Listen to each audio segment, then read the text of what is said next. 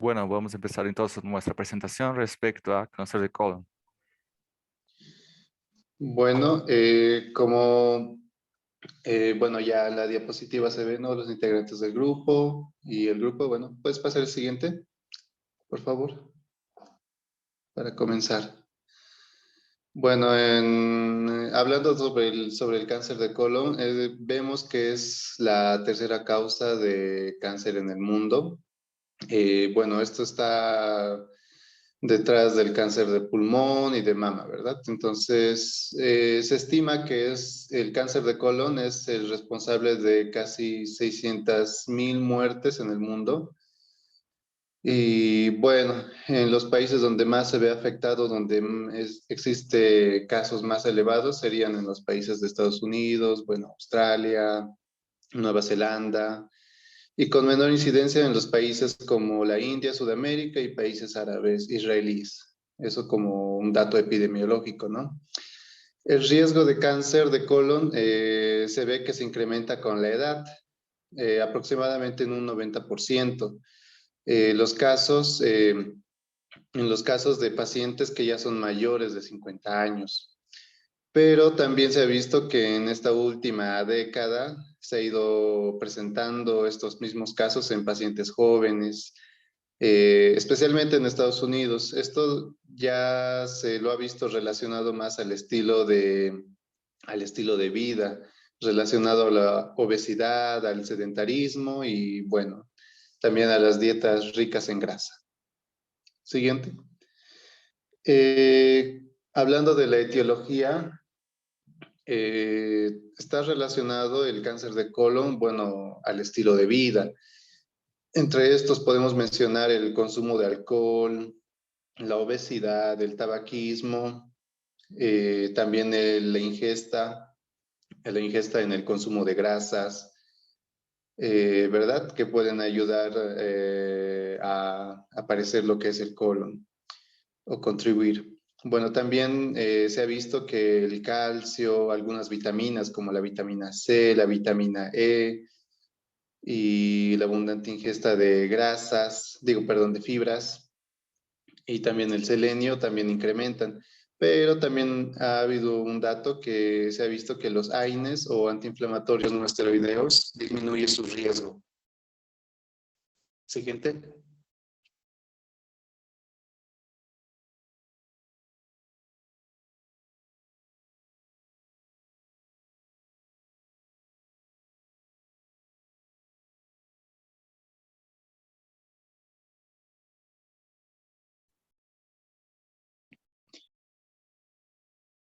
Bueno, ya hablando un poco ya sobre las características clínicas, epidemiológicas y genéticas del cáncer colorectal, este puede ser familiar, puede ser de tipo hereditario, puede ser esporádico que haya aparecido, ¿no? Relacionado a enfermedades inflamatorias también, como, bueno, un ejemplo, la colitis ulcerosa crónica inespecífica. Pero de estas, el cáncer hereditario la vamos a dividir en dos grandes síndromes, las que están relacionadas con los pólipos y también los que no están relacionados, que carecen de pólipos. El que está relacionado con los pólipos, bueno, algunos como un ejemplo, ¿no? Como la poliposis adenomatosa familiar y síndromes de poliposis amartomatosa. Y el que no está relacionado, pues, a los pólipos, mencionamos que se transmite de forma autosómica dominante, ¿verdad? Bueno, se ha demostrado que la resección de los pólipos va a disminuir la incidencia de cáncer de colon, ¿no? O va a disminuir la probabilidad de desarrollar ese tipo de cáncer. ¿Puedes pasar siguiente?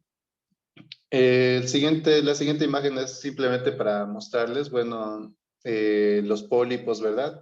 Los pólipos en el colon, bueno, que está relacionado también con la parte genética o hereditaria.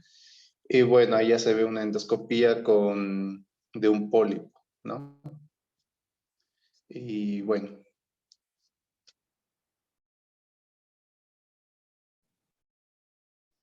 Bueno, ahora hablando un poco sobre los factores de riesgo, como ya había mencionado un poco mi compañero, vamos a tener lo que son factores dietéticos negativos y lo que son factores dietéticos positivos. Los factores dietéticos negativos son los que nos van a dar mayor incidencia del cáncer del colon. Por ejemplo, la grasa que está relacionada con la carcinogénesis, el consumo de alcohol, el consumo de tabaquismo, la obesidad.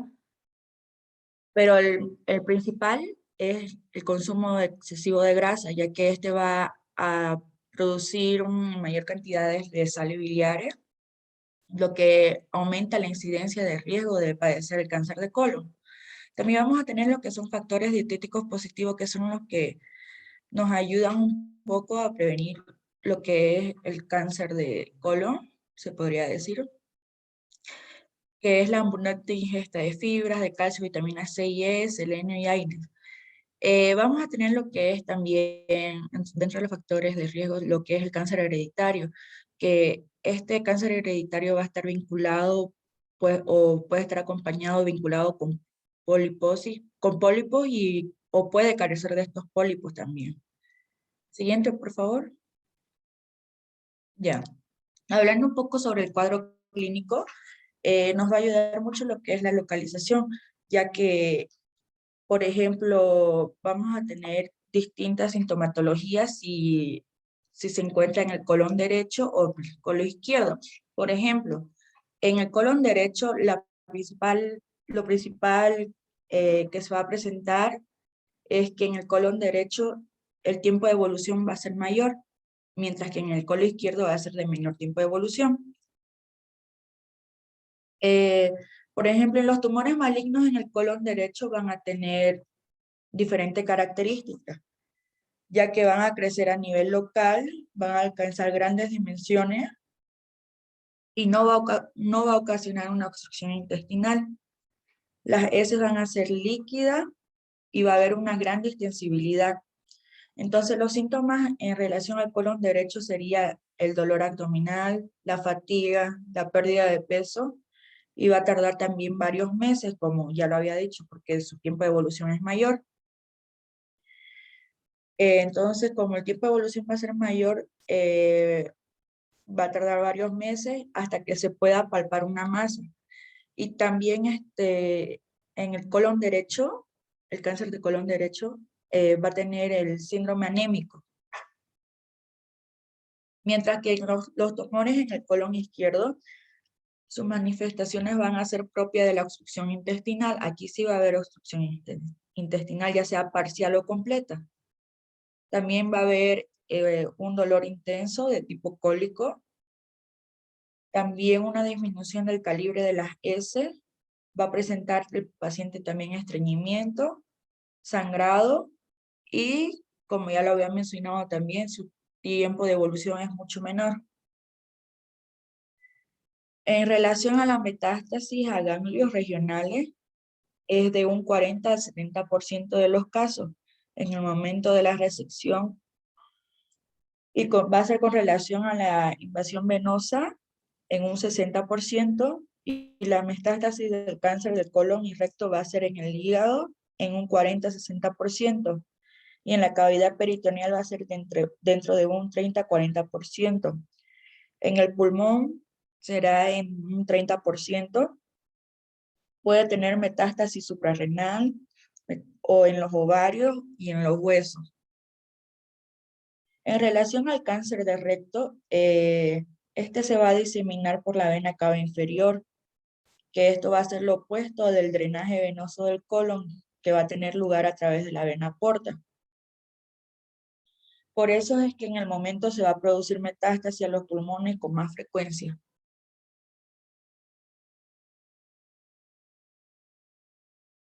Siguiente.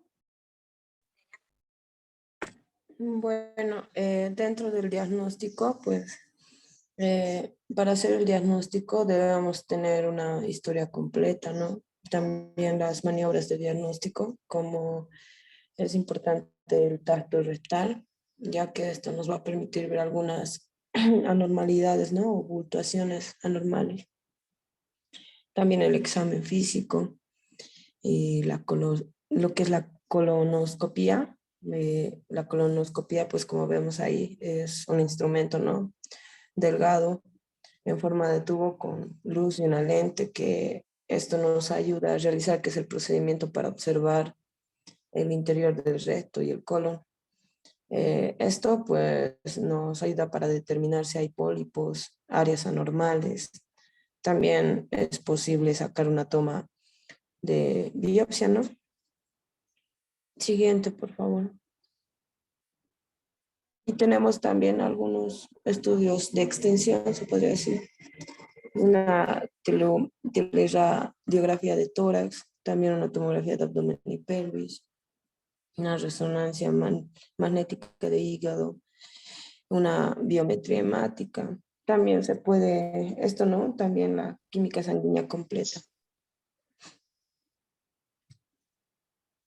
Bueno, buenos días, doctor. Buenos días, compañeros. Hablando un poquito de la clasificación del cáncer de colon. Esto puede tener tres principales formas, que son los adenocarcinomas, los tumores escerosos o equirosos, e igual los neuroendócrinos. Los adenocarcinomas pueden ser tanto los mucinosos, como tenemos en la primera imagen, que tiene como un aspecto de coloides, que se asemeja un poquito como almidón, cuando se ve la imagen en el microscopio. Igual al adenocarcinoma de células de anillo de Ceylon, que se ve que tiene su característica bien marcada en la tinción.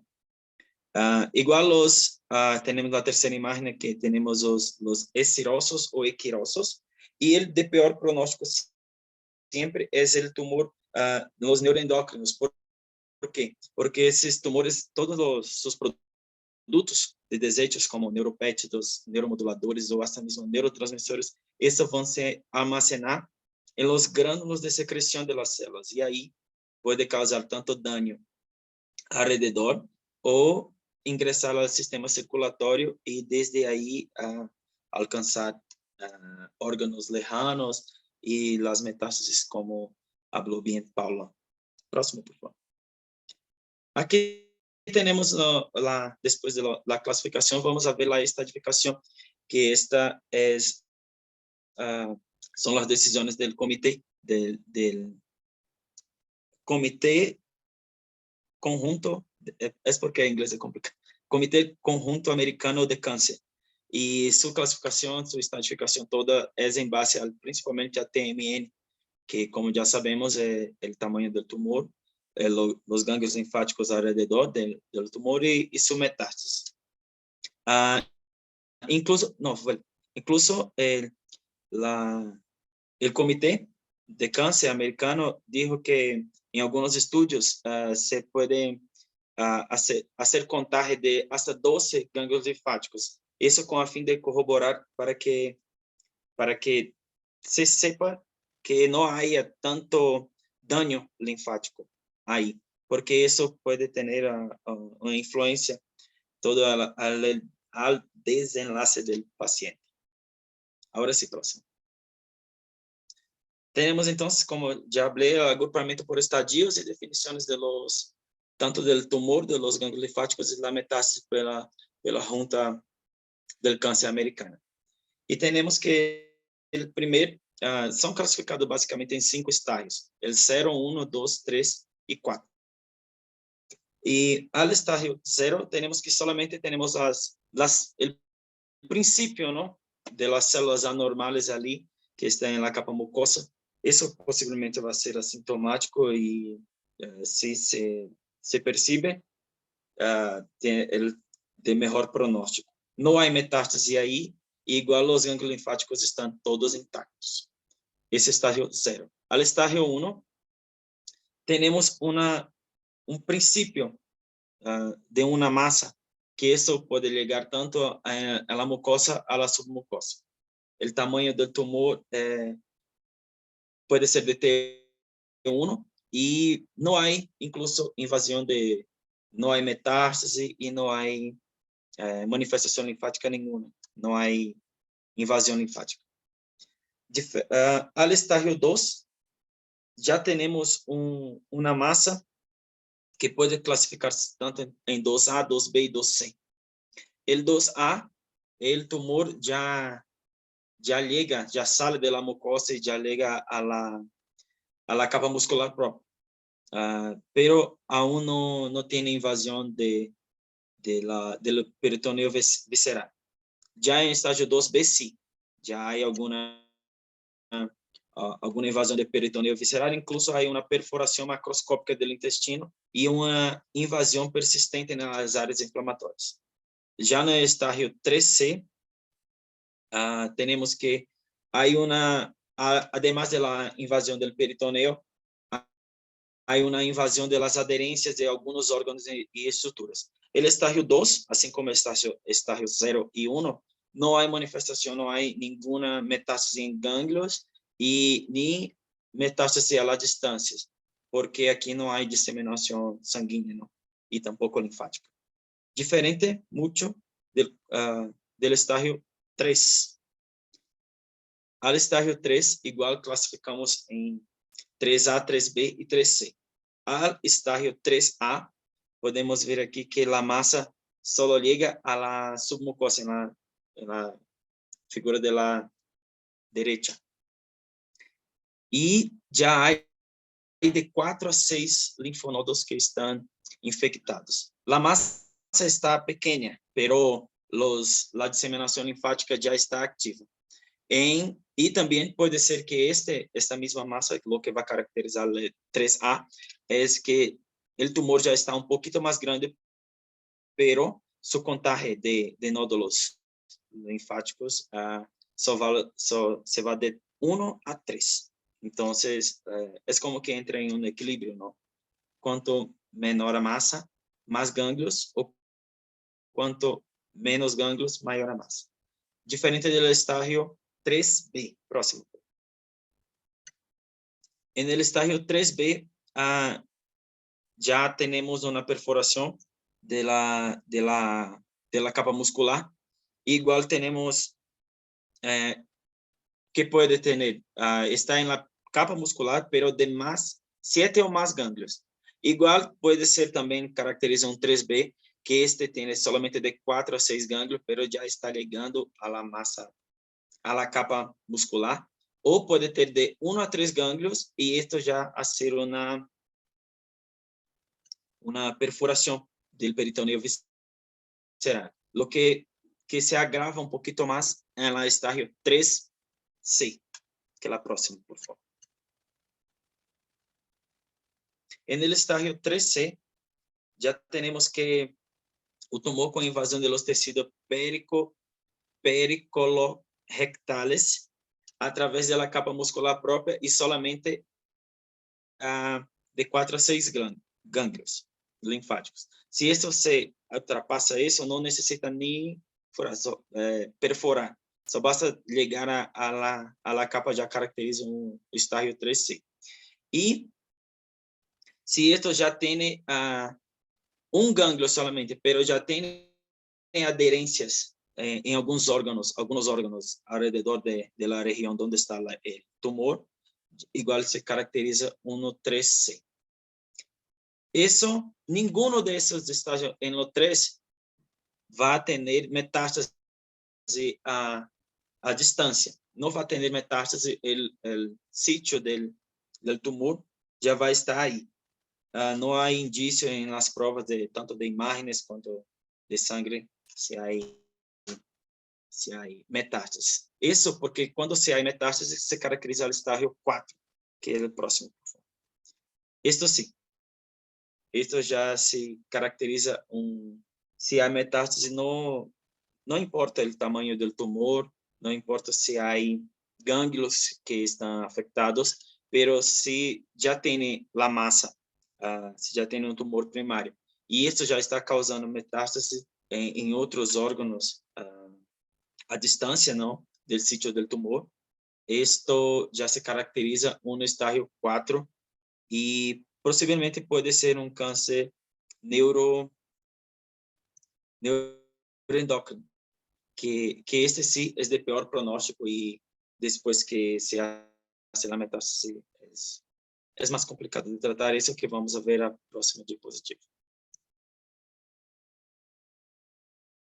En resumen, tenemos aquí un cuadro que tenemos el estadio 0, donde solamente tiene la primera manifestación, el estadio 1 y 2, que tenemos una masa que aún no tiene manifestación en los linfonodos alrededor. El estadio 3, que sí ya se puede perforar y tiene la manifestación en los nodos linfáticos. Y igual el estadio 4, que no importa el tamaño del tumor, ya tiene una diseminación ahí sistémica por el organismo, ya ataca todo. Igual se puede clasificar si hay manifestación en los nodos linfáticos o no, pero si ya hay metástasis, eso ya lo caracteriza como un estadio 4 del adenocarcinoma del colon. Bueno, ahora que ya sabemos cómo estratificar, cómo clasificar, tenemos que saber entonces qué tratamientos vamos a realizar para el paciente, ¿no? La primera Chicos, cosa que... perdón. Claro que sí, doctor. Hola. ¿Cuánto Hola. de tiempo nos queda? O si no, podemos volver a ingresar. Creo que unos Hay 10 tiempo, minutos hay. doctor. Sí, hay tiempo para Ya, terminar, bueno. no te preocupes. Gracias. Bueno, como dije, ya que ya sabíamos cómo clasificar, cómo estadificar, vamos entonces al tratamiento. ¿Qué opciones vamos a dar al paciente? La opción es gold standard, como podemos decir, es la resección quirúrgica abierta de los ganglios linfáticos primarios y regionales, claro, utilizando técnicas laparoscópicas. Eso claro que sí vamos a utilizar dependiendo a la estadificación, como bien clasificó Lucas, y hay también tratamientos como la quimioterapia adyuvante. Eso sí se discute mucho, se utilizar eso en los estadios 2, pero en esa discusión se habla que se pueden utilizar varias combinaciones farmacológicas. Ahí está en una pequeña lista y algunas de las combinaciones. Al frente vamos a hablar un poco mejor de esas combinaciones. Otra opción sería la radioterapia adyuvante. Esa función no está muy bien definida, si eso va a ser bueno o si no, no va a ser un buen tratamiento. Nos va a orientar solamente para ciertos grupos, subgrupos de pacientes que vamos a ver enseguida en cada uno de los estadios, ¿no? En el estadio 0, como es la lesión que es más superficial, se va a limitar a la mucosa, no hay invasión, entonces, o que podríamos hacer es una extirpación local o una polipectomía simple, con márgenes limpios. O una segunda opción sería la resección del colon para lesiones más grandes que no son susceptibles para la extirpación local, ¿no? Por ser muy pequeño, por ser sin invasión, los procedimientos quirúrgicos se quedan un poco limitados. Al estadio 1 ya es un cáncer un poco más localizado, ahí sí tiene una alta tasa de curación. La cirugía de elección va a ser la resección quirúrgica amplia junto con anastomosis. Para el estadio 2, la cirugía de elección va a ser una resección quirúrgica amplia junto con anastomosis otra vez. Y ahí sí hay la discusión que hablé, que hay posiblemente un valor de utilizar entonces la quimioterapia adyuvante. Es una decisión muy complicada y sí se requiere varios estudios, preferencialmente si el paciente ya participa de estudios, ¿no? Para el estadio 3, ahí sí ya hay compromiso ganglionar, como hemos visto en la estadificación, y cuanto más ganglios linfáticos que van a ser comprometidos, peor va a ser el pronóstico. Y la cirugía de elección va a ser también la resección quirúrgica amplia junto con anastomosis. Se puede utilizar la quimioterapia adyuvante, ahí ya podremos utilizar, antes de los años 2000 se utilizaba mucho ese fluorouracilo, el 5-FU. Pero hoy en día se utiliza más lo que es la capecitabina y el oxaliplatino. Y la combinación de esos dos últimos va a generar entonces el Capox. Y se estudia entonces que el tratamiento por más de 3 meses puede llevar a lo que es una toxicidad y puede llevar al paciente a una neuropatía. El tratamiento para el cáncer estadio 4 y los cánceres recidivantes, como ha dicho Lucas, es el cáncer de peor pronóstico, es el más complicado, donde desde ya hay metástasis a distancia. Ahí, claro que sí va a depender de dónde están las metástasis, si solo en el pulmón, si solo en otro órgano. Entonces, todo va a depender entonces de cómo está afectado el paciente, dónde está afectado. Opciones sería entonces la resección quirúrgica del cáncer con recidiva local, una resección quirúrgica y anastomosis o una derivación de una lesión primaria obstructiva o hemorrágica para determinar esos casos, resección de metástasis hepáticas, resección de metástasis aisladas pulmonares o ováricas. Podemos utilizar también, como ya sabemos, ¿no?, la radioterapia y la quimioterapia de forma paliativa. Uso de terapia dirigida también está indicada, la participación en ensayos clínicos que pueden evaluar entonces nuevos medicamentos, ¿no? Y entonces, algunas opciones para la terapia sistémica en esos pacientes. Hay aquí una gama de oportunidades y eso, claro, va a depender de cómo está el paciente y varios otros factores, ¿no? Para que el oncólogo va a determinar cuál medicamento se va a utilizar. La inmunoterapia también se puede utilizar. Se estima que alrededor del 4% de los pacientes con ese tipo de cáncer van a tener lo que es una deficiencia en la reparación de errores de emparejamiento o puede haber microsatélites inestables. El tratamiento de eso va a poder ser utilizado con la pembrolizumab, el nivolumab y el ipilimumab. Bueno, como forma de prevención está directamente relacionado entonces a los factores de riesgo, ¿no? El paciente tiene que prevenirse con una alimentación que no va a ser llena de grasas, tiene que ser una alimentación más baja de grasas, rica en frutas, verduras, granos integrales. Se estima que se puede utilizar la aspirina como una forma de prevención. Y claro, adopción de una vida más saludable, ¿no? Con actividad física, mantener el peso, limitar lo que es la ingesta de alcohol, tabaco. Y se recomienda también que empiece a hacer unas pruebas periódicas de detección a partir de los 45 años. Bueno, eso es todo. Muchas gracias por la atención. Listo, doctor. Muy bien. Muy bien, excelente. Buenísima presentación. A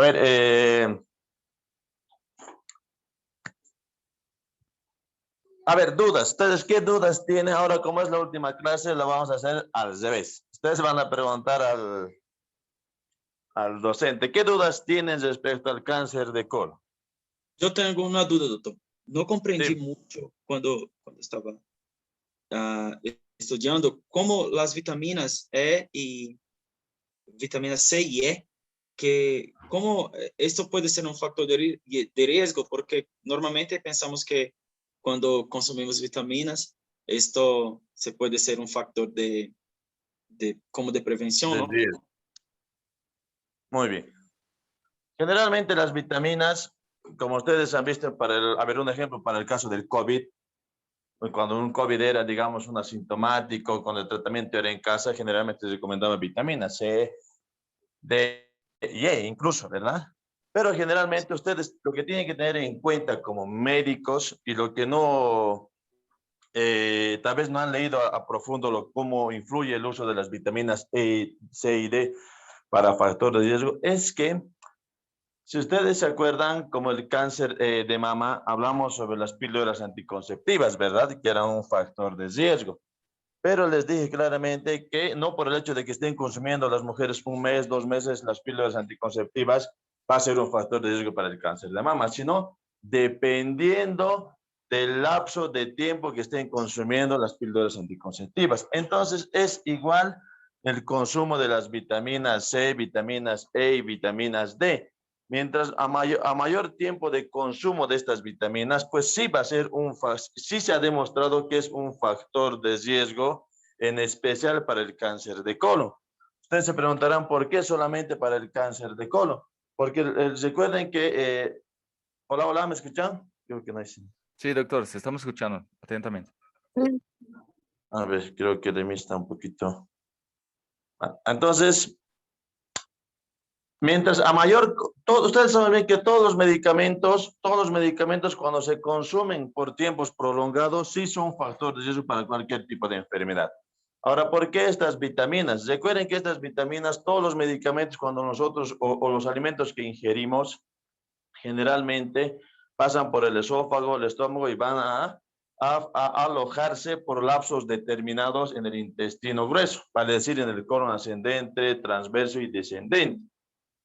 Estas vitaminas son antioxidantes, ¿verdad?